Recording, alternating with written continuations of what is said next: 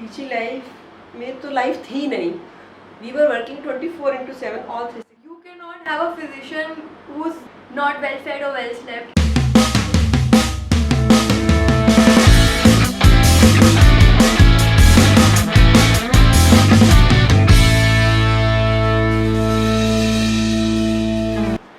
Hello everyone, welcome back to my YouTube channel. तो क्योंकि मैं टॉक्सिसिटी पे बोलना बहुत पसंद करती हूँ and it's obviously like my previous video was taken in a very wrong sense, but toxicity सब जगह है. मेरी मॉम जो कि ऑब्स गायनी है, हम उनके पीजी टाइम की बात करेंगे इस वीडियो में. हम बात करेंगे कि उनके टाइम पे किस टाइप की टॉक्सिसिटीज़ थी, ताकि आप समझ पाए कि गायनी में टॉक्सिसिटी एक तो बहुत ज़्यादा है, प्लस टॉक्सिसिटी नई चीज़ नहीं है, प्लस टॉक्सिसिटी सिर्फ हमारे हॉस्पिटल में, इस हॉस्पिटल में, उस हॉस्पिटल में ऐसा नहीं है. टॉक्सिसिटी हर जगह है. हॉस्पिटल्स में थोड़ा ज़्यादा है क्योंकि हमारा प्रोफेशन थोड़ा स्ट्रेसफुल भी है. तो आप अपनी पीजी लाइफ में क्या क्या चीज़ें जो आपको पसंद नहीं आई थी वो डिस्क्राइब करो. देखो, सबसे पहली चीज़, रेजिडेंट्स के वर्किंग आवर्स बहुत ज़्यादा हैं सब हॉस्पिटल्स में. आगे खास करके गायनी और बाकी सर्जिकल ब्रांचेस तो में ऐसा पता नहीं चलता था कि कब दिन हुआ कब रात हुई. और ओटी में जब हम लोग खड़े होते थे, हंगर पैंक्स होते थे, और हमारे कंसल्टेंट को जब बहुत सीवियर पेरिस्टाल्सिस होता था और आवाज़ आने लगती थी, तब पूछते थे कि भूख लगी है. ऑब्वियसली सुबह 8 बजे से हम ओटी में खड़े होते थे 4 बजे तक, but not even a glass of water also. So I don't know, that's called hard work or toxicity, but it was definitely there. I think this should not be there. एक proper lunch break हर resident का, हर doctor का होना चाहिए, because being a doctor is such a demanding job. मतलब क्योंकि margin of error सबसे कम हमारे profession में ही है. अच्छा, और we were tired horses all that time, and I think tired doctor is no good doctor, but no consideration has ever been done. Even today, I am a gynec, I am working in a hospital. No patient is concerned about doctor's personal well-being, and you have to put a brave front all the time. Gynae का I know about gynae, but I think all the busy branches से pediatrics, gynae, medicine, होता क्या है कि गलतियाँ तो बहुत बार होती हैं because everybody is overloaded. जो काम 10 रेजिडेंट ने करना चाहिए वो 2 या 3 रेजिडेंट्स कर रहे होते हैं, तो कहीं ना कहीं गलती होती है. और हमारा first year, second year, final year गलती होती है फाइनल ईयर से, लेकिन all guns are always on first year और second year. And seniors also know कि हमें काम तो थर्ड ईयर से लेना है, तो डांट तो पड़ती है हमेशा फर्स्ट ईयर को. सो इट्स एक्सेप्टेबल थिंग कि तुमने खून नहीं किया, पर कत्ल का इल्जाम तुम अपने सर पे लोगे. मतलब मेरे को ऐसा लगता है कि फर्स्ट ईयर तो बेचारा ऑलरेडी ना, और एक चीज़ मुझे ऐसा लगता है कि फर्स्ट ईयर तो ना बेचारा सो पा रहा है, ना खा पा रहा है, और ऊपर से थर्ड ईयर की गलती और फर्स्ट ईयर पे लगा दो. तो ये एक टॉक्सिक कल्चर है जो हमारे मेडिकल मतलब कॉलेजेस में चल रहा है. अरे ये तो ट्रेंड था और अभी भी है, पर आई फील थोड़ा सा प्यार से अगर आप काम करवाएंगे output will be better. Like every day I used to be scared. कभी भी ऐसा नहीं होता था कि I am going happily to the department.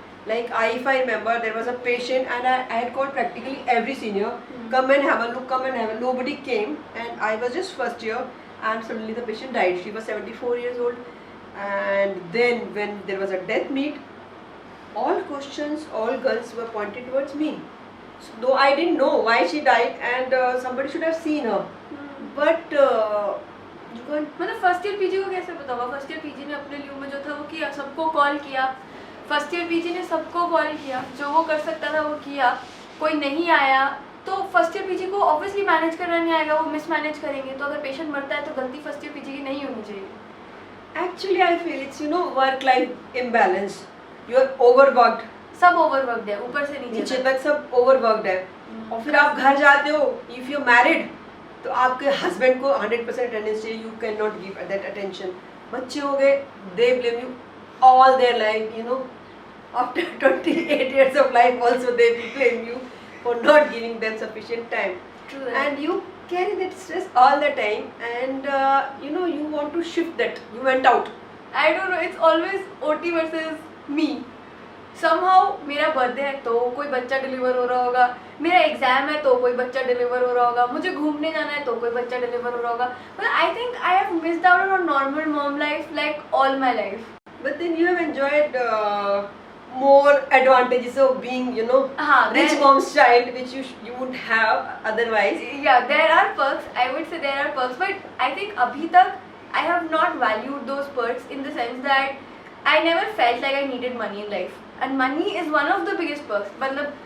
मतलब बचपन में जब मैं और मेरा भाई स्कूल जाते थे तो ड्राइवर भी 2 होते थे, तो हम कभी स्कूल बस में नहीं गए और कंपटीशन होता था, आज हम इनके साथ जाएंगे, तो हम पिक करके जाते थे.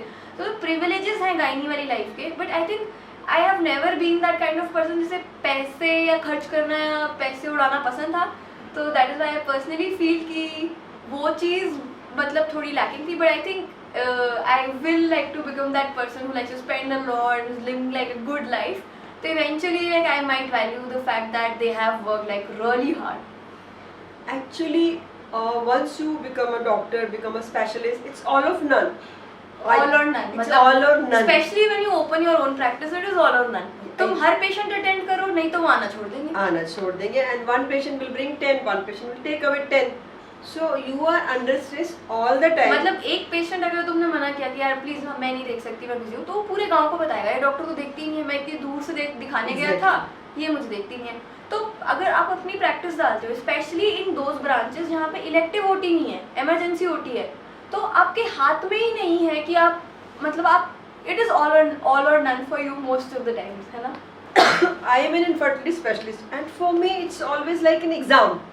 Every patient is a big challenge. If they don't succeed, I have to answer 1,000 questions, and they drain me of all the energy. And पता है, people need to realize कि even with the latest technologies, latest treatment options, हम 100% कुछ भी cure नहीं कर सकते. हम भगवान बन ही नहीं सकते. डॉक्टर इंसान ही होता है, उस इंसान की तरह ही ट्रीट करना चाहिए. Exactly. So we were talking about the toxicity at workplace, and in general, hospital toxicity, and this is your personal setup toxicity.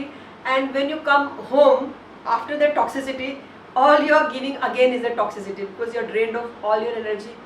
So I feel most important thing in life is happiness and satisfaction, and one should keep on working towards it without blaming anyone. Be the person you want other to be, and just not blame the other person. मेरे लिए बोल रही हो क्या? Obviously, Arushi, so if you have to move on in life, you start with me. Like, I will never be that toxic person. I was not, I can bet. My juniors will vouch for me. Comfortable, consoling, and even my RMO says, ma'am, you are not like a typical gynec. So that is a compliment. That's the biggest compliment for me, and I think everybody should work. तो ये था एक brief overview कि gynae अगर आप लेते हैं तो किस टाइप की प्रॉब्लम्स आप रेजिडेंसी में, या फिर मतलब मम्मी के अकॉर्डिंग उनकी बिगेस्ट स्ट्रगल रेजिडेंसी में जो थी, या फिर प्रैक्टिस के टाइम पे जो थी, तो कुछ प्रॉब्लम्स हमने इस वीडियो में डिस्कस की.